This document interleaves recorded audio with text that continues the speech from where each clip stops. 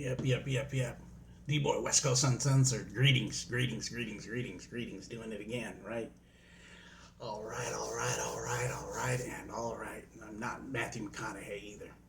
I do like Dazed and Confused, but I knew Dazed and Confused ever before I knew Matthew McConaughey was. So, yeah. And if you don't know Dazed and Confused, you know this emblem isn't even before it was Ray Phoenix used it. So, yeah. Awesome. But anyways, so we did the first part, and this is the second part of and the question is, can we raise our vibration and frequency? Can we do it? Is there really such a thing as you can change yourself? You can change even your vibration.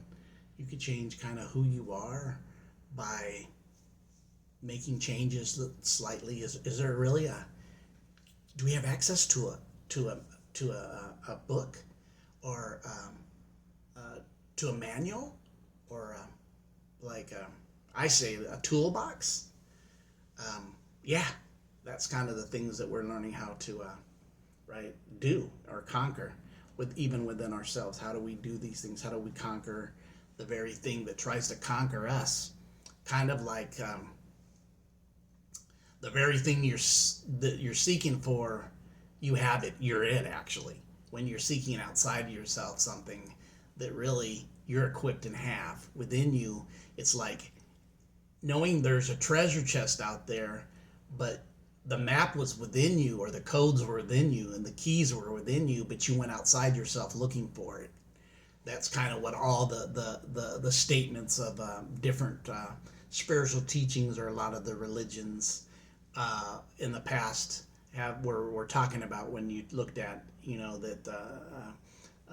in the temples in Egypt, talking about know thyself, or the kingdom of God is within you. That would be from the same places, right? All these different cultures added to this long time ago, right? It wasn't anything that was new or hidden from them. They knew it. It's been hidden from us. Yeah, 110, 120. The percentage is undeniable when you start really waking up and taking account and responsibility.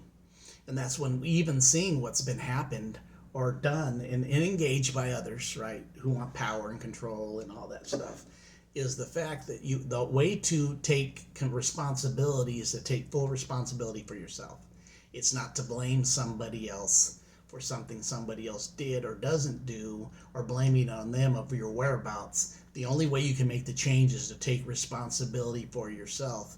And then as you take responsibility for yourself, you're able to initiate the changes within you.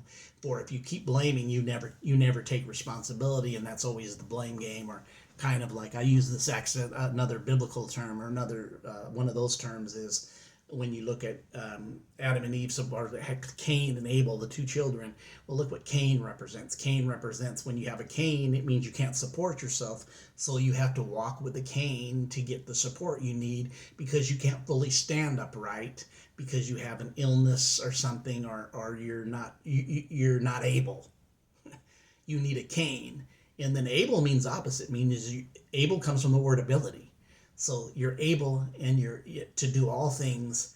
And that's really, when you look at Cain and Abel, that's kind of an underlying metaphysical story within those two names. Is Cain needs a crutch, needs support, where Abel's got all the ability. It just needs to expand and tap into all your abilities, and then you're able. Your abilities, able. They're the same thing. All your capabilities that you could tap into, whatever you're looking for. What are your gifts that that have been activated? What are you just learning about yourself that you could tap into? Why does it seem like we have these religious beliefs, and then when we come to find out through this whole thing that religious beliefs were indoctrination mostly, because there was a dogma aspect of it, and you were taught the dogma aspect of it as being historical? None. There is none. And it's all metaphysical, astrological, anatomical, all this stuff that would be the truth in it. And even types like we can go into history, add a character in a story of history, make him relevant in the time, but this character really not historical. Typology, that was done too. So different cultures would allow that typology because you would fit the names in your culture with the same story or something's very similar with a story that you would get from the other culture.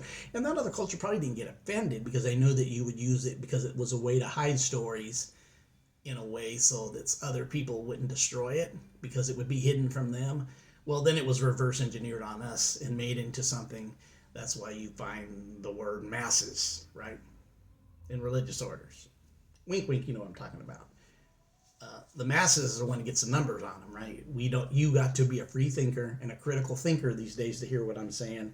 But this is very big time in history because it's time to raise your what frequency and vibration. Is the capability there? Yes. Have you experienced it? Yes. Does it take work? Yes. You're going to get after yourself? Gas?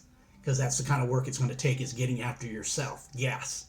Not making excuses, not being deplorable to yourself and others, but taking responsibility and quit playing the blame game with others and take full responsibility for your lack thereof or your stuff. I was going to add the other S word, but I said your stuff. You take responsibility. You quit playing the victim. You have to, because we're all collateral damage, and you can say we've been victimized. But if you want to change it, you can't come with that mentality. You got to come with getting yours. Gas. Get after self. It's about not dividing and conquering no more. This channel is all about what I'm keep pushing is we're multiplying and adding to ourselves. We change the math problems, which brings us another solution. Because before there ever was a problem, there's always a solution, because even look at the word solution means soul. Solution. In Spanish and other language, soul is the sun. It's the bottom of your feet, your soul. It is that which was in you, the seat of the soul. It's all connected, all connected, all connected, and all connected. So we were getting into some things, right? So we talked about meditation. On the very first one, we're going to jump off from where we left off. We talked about meditation. We talked about gratitude, doing the grateful dance, doing the gratitude dance. You got to be gratitude. I think gratitude going in, even before gratitude, we're going to talk about our toolbox that we have all our tools in. And that is called our illuminating awareness as it just expands. It's shining light that shines within our minds that is even spreading, right? So practice the positive. We talked about positive mindset. That's where we left off. Talking and speaking those things that are creative and add to. Don't be derogatory or pulling down or being negative Nellies all the time. Sure, we do see negative things and you can say it or you can call it out depending on the situation. But don't dwell in the land of Nod, or don't dwell in your negativity. Another one is helping others. Just be a good person by helping others, meaning you don't know. When you're out and about in the community, you have people with different degrees. When you got to know them, they may not know a clue where you're at in your degrees of your understanding.